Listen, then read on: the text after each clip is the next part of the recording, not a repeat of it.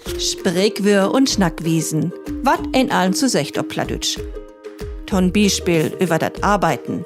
Dat Legste an der Arbeit ist, da den wat down müt. Tja, von nix kommt nix. Tau packen müss all. Und über dat Lehren secht ein, man hat erst ut lehrt, wenn all Fingers leg lang sind. Du lehrst den Dach lang. Was old as en Kau, lehrst jemals wat du tau. Und wenn dat mit de Piselotten heilig kommt, deit secht man, hey is ute Klumpen ut fullen. Hey is bankrott, het nix mehr in de Mektokrum.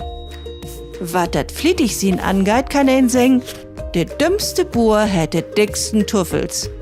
Wenn de Klauke sich ut ruhen deit, dann krieg er nix ob de Reich. Hey müt ook wat down.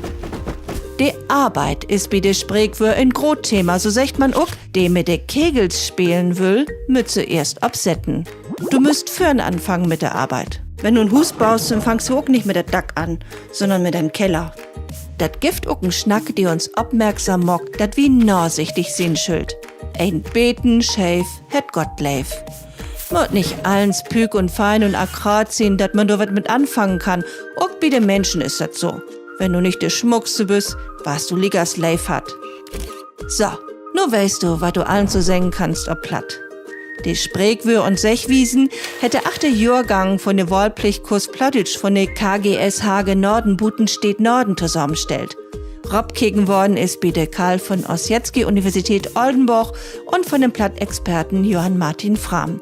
Groß Dank geht an die Karl-Töpfer-Stiftung in Hamburg. Und das Länderzentrum für Niederdeutsch in Bremen dankt für die Förderung durch die Beobdruckte von der Bundesregierung für Kultur und Medien.